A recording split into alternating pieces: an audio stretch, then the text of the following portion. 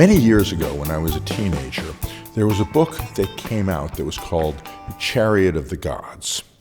And Chariot of the Gods was a suggestion that humans were engineered beings that were created by someone from out of space. And you would have looked at the model of Chariot of the Gods and you would have gone, well, this person would obviously identify with Genesis 1, 2, and 3, because they're talking about someone, a more powerful being coming and designing people and all this kind of stuff. But because of moral reasons and because of difficulty with the scriptural testimony, this person preferred the idea that there were aliens who came to earth to make humanity, then there was a God who loves us and who is with us, who has decided to create humanity. I mean, creation is creation. And so it was intriguing to me that this person wanted to have a creation narrative, wanted to have superior beings who had created people, but was absolutely and totally allergic to the idea that the God of the Bible had created us. Likewise, what ends up happening is, since that time, there has been a UFO phenomena. And the UFO phenomena are people see unidentified flying objects, and people even talk about having encounters with beings. And there are classifications of beings that people have either talked to, seen of, or otherwise have encounters with. And there are aliens that are called grays. There are aliens who are called whites. There are all sorts of other classifications to this sorts of thing. And, some people believe in them thoroughly and other people believe that it's fiction. And, this is one of those areas that are at the edge of human knowledge. But the interesting thing to me in the midst of all of this, and, there are even people, like there's a famous news commentator, Tucker Carlson, who has gone on record on his broadcasts where he says he believes that aliens who are involved in the UFO phenomena exist, are real, but might be tied to what Scripture describes as demons or beings that have no allegiance to God or heaven. Okay, so all this stuff is floating around there, and everybody's got an idea on this stuff. But what is curious to me is this.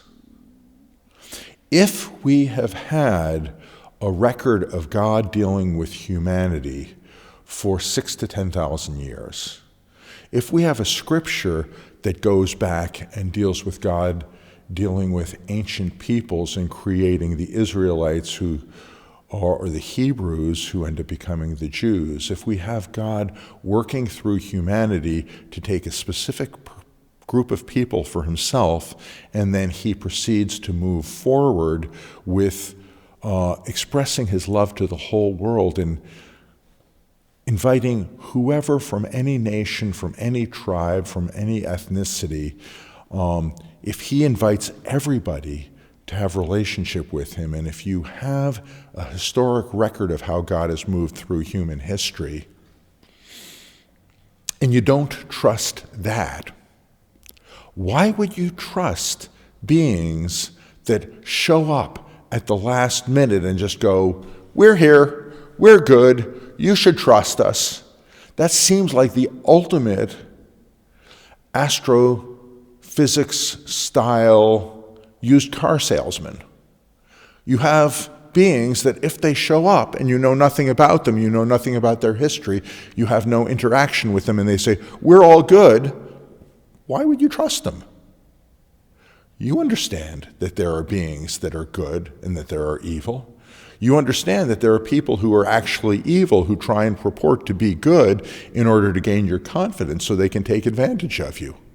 All of us have had people betray us.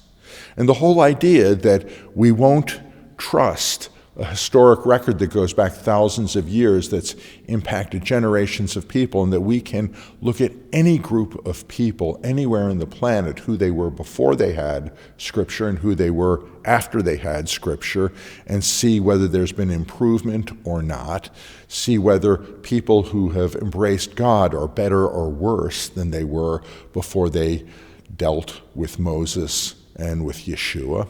It's just kind of like you have a history in the book whereby you can know whether God is trustworthy or not, but if something shows up at the very end of history and says, you should trust us, why would you? I don't understand it. I don't get it. I don't think that people are anywhere near guarded or cynical enough to really protect ourselves. And there's all sorts of sci-fi movies about this, and sometimes the aliens come and they're wonderful, like E.T.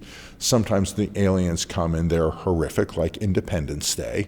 But in terms of this, I don't know how it's all going to play out. And my preference would be that anything that is really weird and unproven stay on its side of the temporal line of physics, and that we not deal with things that we don't know how to deal with. But I am well aware that I may not get my preference.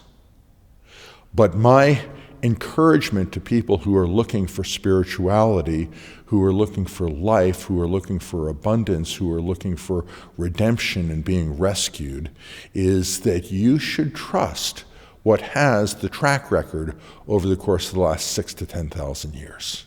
And you should trust the God who revealed himself. You should trust the God who ended up taking and making himself available to humanity from the very beginning. And anything that shows up at the last minute that has no sort of track record, be careful. Shalom.